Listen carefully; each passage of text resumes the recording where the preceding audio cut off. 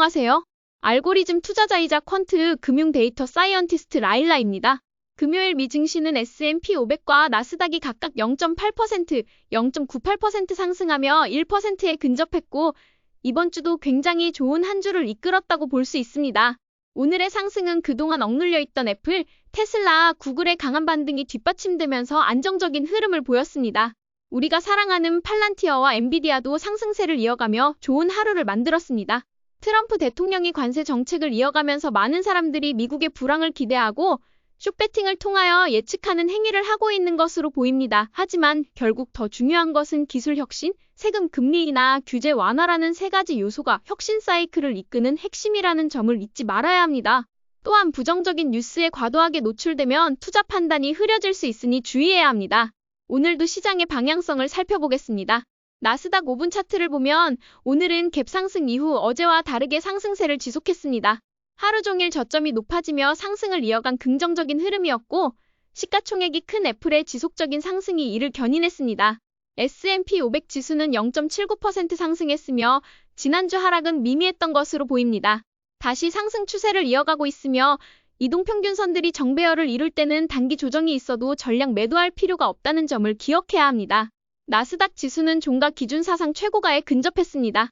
추세선과 이동평균선 모두 정배열을 유지하고 있어 긍정적으로 시장을 바라볼 수 있는 환경입니다. 소형주 지수는 S&P 500과 나스닥에 비해 부진한 흐름을 보이고 있습니다.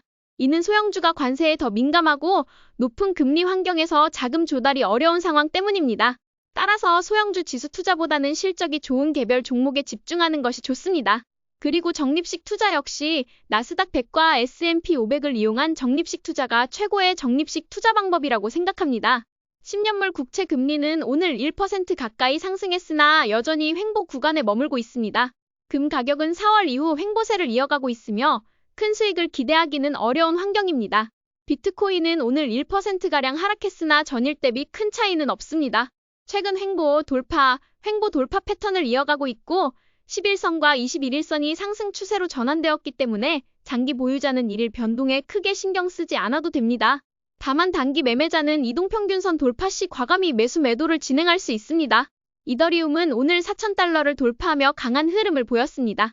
대기 중인 숏 포지션이 많아 숏 커버만으로도 상승세가 지속될 가능성이 있습니다. 비트코인과 마찬가지로 장기 보유 혹은 돌파 시 매수 전략이 유효합니다.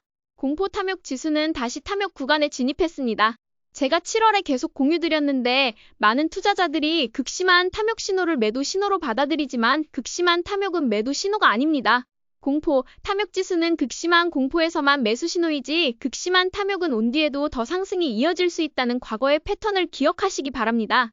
2025년 8월 8일 금요일 시장은 여전히 상승 추세를 이어가고 있습니다. 지난주 단기 급락은 있었지만 곧바로 회복세로 전환되었고 이는 혁신적인 AI 사이클이 뒷받침하는 상승이라는 점에서 정당화됩니다. 현재는 주도주를 보유하고 실적이 좋은 종목을 적극적으로 매수하는 것이 중요합니다. 특히 실적 돌파 후 하루에 10에서 20% 급등하는 종목들이 많으니 현금이 있다면 두려워하지 말고 매수에 나설 수 있는 장세입니다. 주식 비중은 여전히 80에서 100%가 적절하며 단기 조정에도 불구하고 추세가 상승으로 돌아섰다면 열린 마음으로 시장 흐름에 맞춘 매매가 필요합니다. 주도주들의 현황을 살펴보겠습니다.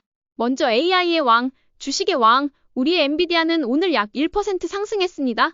지난주에 많은 분들이 엔비디아를 매도하고 떠났을 수도 있겠지만 고점 부근에서 매수하신 분들이라도 매도할 이유는 전혀 없습니다.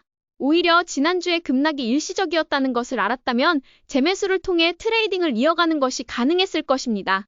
여전히 장기 보유 관점에서 정기적인 분할 매수를 통한 장기 투자가 중요합니다. 팔란티어는 월요일 실적 발표 이후 화요일에 강력한 돌파를 보여주었습니다. 많은 분들이 매수를 주저했을 수 있지만 시장 심리를 바꿀 만한 강력한 실적 발표가 나왔을 때가 바로 매수 기회입니다. 실적 돌파 이후에도 상승세를 이어가고 있으니 보유 관점을 유지하는 것이 바람직합니다. 마이크로소프트는 실적 돌파 이후 10일 이동평균선을 지지하며 가격 기반을 다지는 모습입니다. 실적 발표 전 고점을 지키고 있기 때문에 긍정적인 가격 흐름이라 할 수 있습니다. 변동성이 낮아 안정적인 포트폴리오를 선호하는 투자자에게 적합하며 보유 관점이 유효합니다. 테슬라는 오늘 오랜만에 하락 추세선을 돌파하며 200일 이동평균선을 넘어섰습니다. 이는 텍사스에서 로보택시 허가를 받았다는 호재가 반영된 결과입니다. 올해 말부터 실적에 로보택시 매출이 반영되면 본격적인 성장세가 기대됩니다. 장기 보유는 물론 분할 매수 전략도 여전히 유효합니다. 핀테크 리더 로빈후드는 약 3% 상승하며 정고점을 돌파했습니다. 윌리엄 오닐의 말처럼 가는 주식은 더 간다는 원칙을 몸소 실천하고 있는 2020년의 최고의 핀테크 주식이라고 할 수 있습니다. 저는 앞으로도 기회가 올 때마다 더욱더 매수를 진행하도록 하겠습니다. AI 에너지 리더 GE Vernova는 최근 상승세 이후 타이트한 가격 형성에 들어간 것으로 보입니다. 향후 2에서 3주간 현 수준에서 가격이 유지된다면 좋은 가격 조정 과정이라 볼 수 있습니다. 다음 실적 발표 전까지는 장기 보유 관점이 적절합니다. 다른 에너지 주식들의 실적이 그닥 인상적인 것은 아니었기 때문에 이번 주는 힘이 없었지만 2030년까지 급속도로 지속될 전력 사이클을 생각하면 장기적 관점으로 바라볼 수 있습니다. 반도체 리더 브로드컴은 $300 돌파를 유지 중입니다. 많은 분들이 차익 실현을 고려할 수 있지만 추세가 끝나기 전까지는 보유 전략을 유지하는 것이 적절합니다. 추세가 끝날 때까지 보유 후 어깨에서 매도하는 것이 너무나도 중요합니다. 반도체 리더 AMD는 오늘도 상승했습니다. 변동성은 엔비디아보다 크지만 여전히 상승 추세를 유지하고 있어 보유 관점이 유효합니다. 특히 실적 발표 후에 캐시우드의 자금이 하락을 방어하면서 들어올린 점은 매우 긍정적으로 보입니다. AI 인프라 리더 오라클은 최근 변동성이 다소 커졌으나 추세 자체는 건강합니다. 클라우드 부문 성장률에 대한 기대를 유지하며 보유 전략을 이어가는 것이 좋습니다. 항공우주 리더 로켓랩은 하락 추세선을 돌파했지만 이를 유지하지 못하고 마감했습니다. 한번 실패했다고 해서 굳이 매도하고 도망갈 이유는 없으며 그냥 당분간 변동성이 지속되겠다라고 인식하면 좋을 것 같습니다. AI 네트워킹 리더 크리로 테크놀로지는 오늘 0.53% 상승하며 정고점 돌파를 유지하고 있습니다. 정고점 돌파는 매수 신호일 수 있다는 점을 다시 한번 확인시켜주는 흐름입니다. 87불은 매수 신호였지 매도 신호가 아니었다는 것을 여전히 보여주고 있습니다. 오클론은 오늘도 5% 가까이 하락하면서 6월과 비슷한 모습을 보여주고 있습니다. 이 말은 조금만 더 기다리면 추세 전환할 때 매수하여 수익을 극대화할 수 있다는 뜻이기 때문에 너무나 기쁜 마음으로 지켜보도록 하겠습니다. 오늘 주목할 만한 주식 2개를 살펴보도록 하겠습니다. AI 보이스 소프트웨어 리더 사운드하운드는 실적 발표 후에 오늘 약 28% 급등하며 강력한 돌파를 기록했습니다. 과거 테마주로 단기 매매에 적합했지만 최근 정고점을 재돌파하며 상승세를 이어갈지 주목됩니다. 돌파 이후 가격이 유지된다면 추가 매수 기회가 될 수 있습니다. 이렇게 급등했다고 다시 안 보시지 마시고 돌파를 유지한다면 오히려 매수 기회가 될 수 있다는 것을 잊지 마시기 바랍니다. 제가 세 번째로 존경하는 투자자 탐리가 투자한 BMNR은 오늘 24% 급등했습니다.